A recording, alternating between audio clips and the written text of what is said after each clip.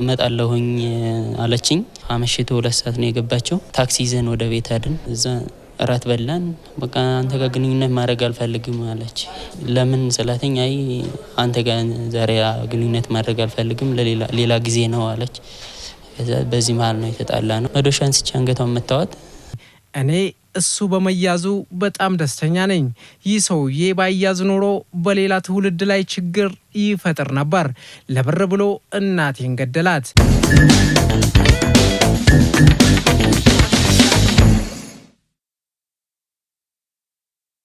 ጥር 12 ቀን 2017 ዓ.ም ከቀኑ 7 ሰዓት ሲሆን በቦሌ ክፍለ ከተማ ወረዳ 12 ክልል ልዩ ቦታው ቡልቡላ ቡና ገለባ ተብሎ ከሚጠራው አካባቢ በአንድ ግለሰብ መኖሪያ ግቢ ውስጥ እንግዳ የሆነ የአካባቢውን ጠረን የቀየረ ሽታ በመኖሩ ነዋሪዎቹ በአካባቢው ላለ ፖሊስ ጣቢያ ሪፖርት ያደርጋሉ። እሁድ ቀን የወንድሜ ልጅ ደወለልኝ። አረ ምንድነው እናቴ ምንድነው እሱ ቤቱ ግቢው ይሸታል እየሸተተኝ ነው አለኝ። የዓመት በዓል ስጋንን ቤት ትቶ ይሆናል ታዲያ ምን እናደርግ ምን ይሻለናል አልኩት። እኔ እንጃ እኔ ምን እንደማደርግ ራስሽን ነይ አለኝ። እንደገና ደግሞ ሰኞ ጧት ደወለልኝ በ12 ደወለልኝ። አረ ምን ይሻለኛል ይሄ ነገር እኮ አላስቀምጥም ብሎኛል አለኝ። አረ ሂድና ፖሊስ አመልክት እኔ አሞኛል ስለመመኝ መምጣት አልችልምና ሄደ ፖሊስ አመልክት አልኩት። ሄደ እነሱን ይዟቸው መጥቶ ከዛ እንዳም ከሱ ከልጁም አይደለ አረ ማዘር አይመጡም እንደ ሰው ገለ ሄዶ እኮ ነው ምናምን ሰማሁኝ። የአዲስ አበባ ፖሊስም የደረሰውን አቤቱታ መነሻ በማድረግ በአካባቢው ላይ በመሄድ ተዘግቶና ተቆልፎ የነበረውን ቤት ሲከፍት ማንነቷ የማይታወቅ አንዲት ሴት ሕይወቷ አልፎ በማግኘቱ የክትትልና ኦፕሬሽን ቡድኑና የምርመራ ክፍሉ በመቀናጀት የሟችን ማንነትና ገዳዩ ማን ነው የሚለውን የማጣራት ስራ ጀመረ። ጥቆማ ከደረሰበት ቀን ጀምሮ ለ5 ቀናት ተከታታይ ተጠርጣሪን ለማወቅ ቦታ ላይ ደረሰን። መረጃ ስናሰባስቦ ሟች በስምም ያልታወቀች በመሆኑ ሟችን ለማወቅ የተለያዩ አካባቢ ላይ የተቀመጡ ዶክመንቶች ነበሩ።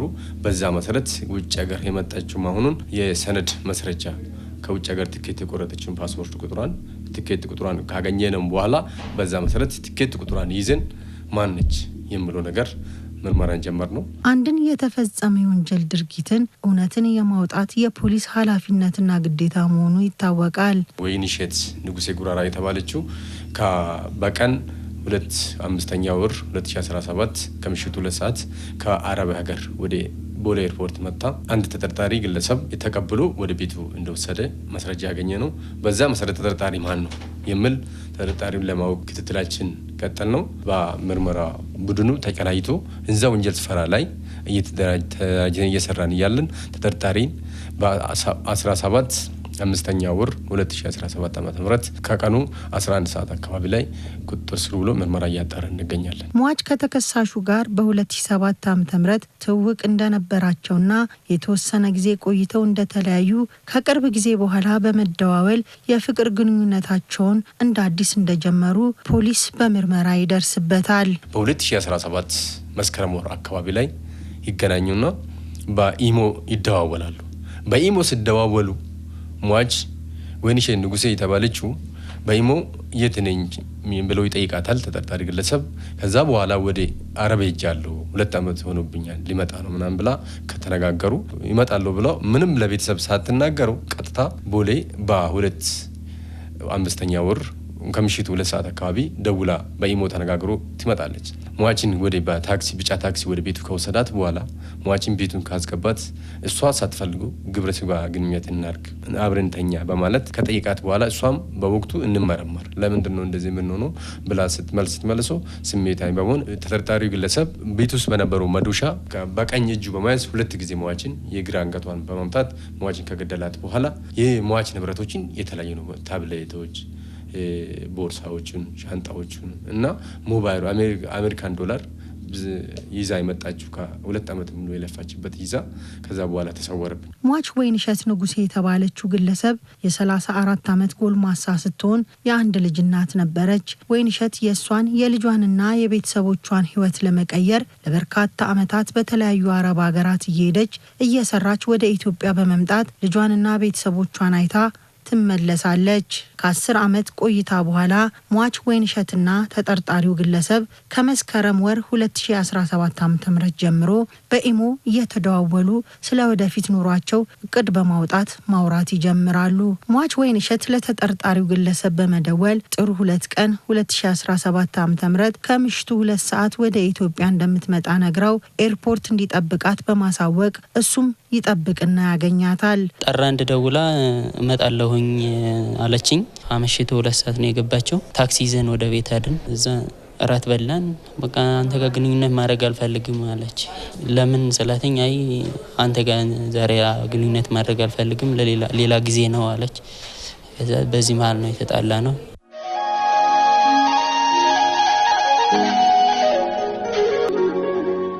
መዶሻን ስቻ አንገቷን መታወት። ከዛ ህይወቷ አለፈ። ቤቱን ዘግቼ ወጥቼ ሄድኩኝ። ልብሱን ላዩ ላይ ደፍቼ ነው ልብስ ላዩ ላይ ደፍቼባት ነው ወጥቼ ሄድኩኝ። ከዛ ሌላ ቦታ ሄጄ ቤት ተከራይቼ ተቀመጥኩ። ፖሊሶች ያዙኝ። ትዳር መስቼ ከሱ ጋር እኖራለሁ በሚል የሱን ባህሪ ሳት ላይ ቀጥታ 2 ዓመት የለፋችበትን ይዛ ምንም ሳትበላ ለቤተሰብ ሳትደውሎ ልጁም ሳታገኘው መሀል ላይ ነው የቀራችው። ተጠርጣሪው ግለሰብ የወንጀል ድርጊቱን ከፈጸመ በኋላ የሟችን ገንዘብና የተለያዩ ንብረቶችን በመዝረፍ ከአከራዮቹ ሲከራይ ያስያዘውን መታወቂያ ኮፒ በመውሰድ ራሱን ለመሰወር በርካታ ጥረቶች አድርጎ ነበር። ቤት ከዚህ በፊት ተከራይቶ የሚኖርበት ቤት መታወቂያ አስሶ ነበር። መታወቂያንን ጭምር ይዞ ነው ጠፋ።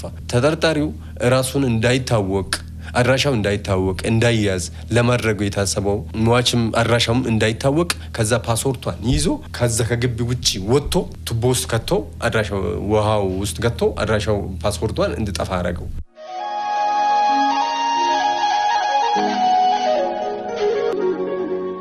እሷ ይዛ የመጣችው $1100 የአሜሪካን ዶላር ብር ነበር። እሱንን ወደ በሌላ ደላላ በሌላ ሰው አማካኝነት አድራሻው እንዳይታወቅ በራሱ ስም ከገባ ሊያዝ ይችላል። በራሱ ስም በሌላ በጓደኛም ከገባ ሊያዝ ስለሚችለው በማሰብ ህገወጥ መንገድ $1 በ139 ብር ከመነዘራ በኋላ ተጠርጣሪው ስንይዘው ይዘን ስንመረምረው የሟች ንብረቶችን እሷን ከደልኳት በኋላ ወስጃለሁ። ምሪቱን ይዘን ቀጥታ ወደ ቦታ ስንሄድ እነዚህ ታብሌት፣ ሞባይል፣ ቦርሳ፣ ሻንጣ፣ ልብሶች፣ ሽቶዎች፣ ጫማዎች እነዚህ ንብረቶችን ይዘን በምርመራ ላይ እንገኛለን። ስመጥ ይሰጥኛል። ሲሄዱ ራሱ አይወስዱትም ኮፒው። እንደዛ ነው በቃ። ይሄም ይዞ ተቀብሎታል እኮ ነበረው። እኔ አሁን አዲስ መታወቂያ ያወጣለሁኝንን እኔነቴን የሚገልጽ እሱ ነው የለኝም ሌላ ስጠኝ ኮፒው ነው ብለኝ ነው የወሰደው ነው ያለው። በፍቅር ሰበብ እንኳን ተዘርፎ ተሰርቶ ፍላጎት ላይ ሞላ የሰውን ህይወት ጭካኔ በተሞላ መልኩ ማጥፋት ለምን? 10 ቀን የቆየ አስክሬን ነው የተነሳው። በዛ መሰረት ነው ምርመራው ተጠናክሮ ወደ ቦታ ከሄድን በኋላ ተጠርጣሪ ፍለጋ ጀመርን። በሁለት ዘግቶ ቤቱን ተሰውሮ ከዛ በኋላ አካባቢ ላይ እንዳልተመለሰ በዛ ብርቱ ክትትል ስናደርገው ተጠርጣሪው በ17 ተያዘ። ሳምንት ሙሉ አንድ አስከሬን በር ቆልፎ ማቆየት ማለት ይሄ ሰዋዊ ፍጡርነትም አይደለም። በእግዚአብሔር ዘንድም እጅግ አስጸያፊና የሰው ክቡርን የሆነውን የሰው ልጅ በዚህ ያህል ሰው ከሞተ በኋላ በር ቆልፎ መሄድ ማለት ግድያ ብቻ የሚገልጸው ነገር አይደለም። ይሄ ውድ የፕሮግራማችን ተከታታዮች ለ2 ዓመት ያህል ወይንሸት የናፈቋት ቤተሰቦቿ የምትመጣበትን ቀን በጉጉት እየጠበቁ ነበር። ከዝግጅት ክፍላችን ጋር ቆይታ ያደረጉት የሟች ቤተሰቦች ይህንን የወንጀል ድርጊት መፈጸሙን የሰሙበትን አጋጣሚ ነገሩን። ወንድሟ መስነት ነገረችን ቅዳሜ ዕለት አርፋለች ስትለኝ እንዴት ሆነ ያላመንኩት እውነት ለማለት አሁን ራሱ አላምነው አልቻልኩም። ማለት አሁን ነገሩ የሚገርምሽ ነገር ደግሞ ገዳዩ የኔ ጓደኛ መሆኑ እኔ እሱም እንዳሳደኩት ሙያው ቀን ስራ ነገ ጨምሮ እኔ ያስተማርኩት ልጅ መሆኑ እኔ ማመን አቃተኝ። የእናንተ መምሪያ ለእኔ ደወለልኝ። ወይንሸትን ታውቂያታለሽ ሲለኝ አዎ አልኩት። 3ኛ ፖሊስ ጣቢያ ነይ፣ በምን ምክንያት ነው የምመጣው? ለምንድን ነው የምመጣው? ምን ሆና ነው አልኩት። ከዛ እንደዚህ ስለው አይ ትንሽ ጉዳት ደርሶባት ነው እና እንድትመጪ ብቻሽን እንዳትመጪ ከሰው ጋር ነይ አለኝ። ለኝ እኔ ደነገጥኩኝ፣ በጣም ደነገጥኩኝ። ግን መቼ ነው ስለው ጥር 2 አለኝ። እንደዚህ ነው ለኛ እኮ ጥር 2 ሳይሆን ጥር መጨረሻ እንመጣለን ያለችው። እኛ ግን ከወር በኋላ ከጥር የካቲት 1-2 አካባቢ ትመጣለች ብለን ነው ስንጠብቃት የነበረው። እዛ በዚህ አጋጣሚ እንደዚህ ሆነችብን። أنا كان نجي أدوار كوتي أشي ፖሊሲ ወይና ደወለች እኔ የእናቴ ሞት የሰማሁት የሆነ ፖሊስ ደውሎልኝ የቤተሰቦችን ስልክ ስጠኛለኝ አብሬ የምኖርባቸውን ሰዎች ስልክ ሰጠውት እነሱ አርብለት ሂደው እዛው አሉ እኔ ለሌላ ጉዳይ መሰለኝ ይሄ መሆኑን አላውቅም ነበር ፖሊሱ ደውሎልኝ እሷ ሆስፒታል ነው ያለችው አለኝ ይዘውኝ መጣው እሷ እንደሞተች ነገሩኝ እናቴ እኔን ለማሳደግ ብዙ ነገር ሆናለች ዱርዬ እንዳትሆን ትለኛለች በመማሬ በጣም ትደሰታለች እኔም እሷን ደስታዋን ለማየት እየተማርኩ ነው በኔም ውጤት በጣም ትደሰታለች ላንተ ብዬ ነው እላይታች የምለው ትለኛለች ሞቷን ስሰማ በጣም ነው ያዘንኩት ሞቷን ከሰማው እለት አንስቶ አሁንም እናቴ ትመለሳለች ብዬ ነው የማስበው እውነት አይመስለኝም አስክሬኗንም እዛው ነው ያየሁት እንጂ እዚህ ማላየውም ሲቻ ወሊገድ ካደና እንጂ ባይገድን ማለንጎ ዱጋማማው ዱጋነት ተፈካቱን ማኔጋ አሁን ማመስ ማኔጋሺ እንፍቲ ጀማል ያኒ ሪፍሺት ነገር ያስማ ፊደን ያስተከጅርቱ ነገር ያቹ መተነርጌ ይህንን የወንጀል ድርጊት የፈጸመው ተጠርጣሪ ይያዛል ብላችሁ አስባችሁ ነበር ወይ በመያዙስ ምን ተሰማችሁ ስንል ጠየቅን በመያዙ እጅ በጣም ደስተኞች ነን ይሁሉ መተው ህዝብ እንደዚህ ሁሉ ተነቃንቆ እንትን ያደረገው ነገር ምን አይነት ሰዋዊነት ፍጥሩ አለ ምን አይነት ሰው ነው ወይ እንደዚህ ሰው በሰው ላይ በዚህ ያህል ልክ መጨከን ማለት እጅግ አረመኔያዊነት ነው ደስታ ብቻ ሳይሆን ይሄ ልጅቷ እንደተነሳች ነው የቆጠርኩ ማለት አሁን ደመከልቡን ቤተሰብ ወይም ሞተች ብሎ አልቀበሩት ወይ ያለች ብሎ አልመጣችም እንዲያየር ላይ በዚህ ውለታቸው የሚሰማ ደስታ ምንም ባይሰማ እንደው ይሄ ትልቅ ደስታ ነው የሚሰማው እጅግ በጣም ሰላሌ ፊቼ እንደደረሰ አስከሬናችን ቁጭ ካረግን በኋላ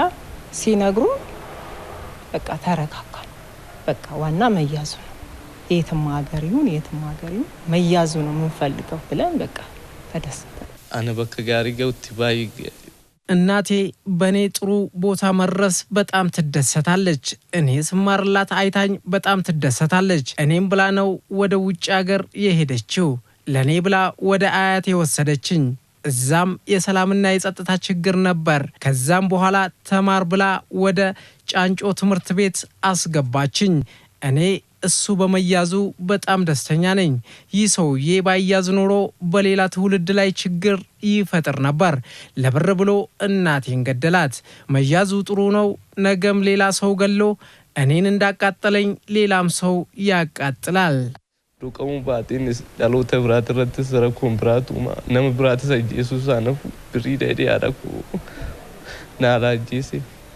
በቃው ሙሳቲጋ ስላቦሩስ ነው ብራከስ ወተጂሲ አኩማን ጉበደ ከነት ነው ብራከና ጉባ አንድን የወንጀል ድርጊት ስንፈጽም ይህንን የወንጀል ድርጊት በፈጽም በሰዎች ላይ ምን አይነት ጉዳት አደርሳለሁ በኔ ላይስ ምን ይደርስብኛል ብሎ ማሰብ ተገቢ ነው ጸጽቶኛል ምክንያቱም ለፖሊስም መስጠት ነበረብኝ እሷንም ለሰዎቹ ደውዬ ቢያንስ በሩን ገንጥሉት ብዬ መናገር ነበረብኝ አልተናገርኩም ይሄ ራሱ ትልቅ ከስተት ላይ ሌላ ትልቅ ስተት ድጋሚ ሁለተኛ ወንጀል ነው የሰራው ነገ እኔና ቤተሰቤ ያልፍልኛል የተሻለ ኑሮ ኖራለሁ ብላ አንገቷን ደፍታ በሰው ሀገር ስትሰራ የነበረችው ግለሰብ ሀገሯ ገብታ የጓጓችለት ኑሮ ለመኖርና የናፈቀቻቸውን ልጇንና ቤተሰቦቿን ለማግኘት እንዲሁም ከተጠርጣሪው ጋር በትዳር ተጣምራ አብረው ለመኖር ባሰበችው ግለሰብ ህይወቷ አልፏል በአካባቢያችን የምናያቸውን ድንገተኛና አጠራጣሪ ነገሮች በመናይበትና በመንሰማበት ወቅት ለጸጥታ አካላት ማሳወቅና መተባበር ይኖርብናል እያልን አበቃን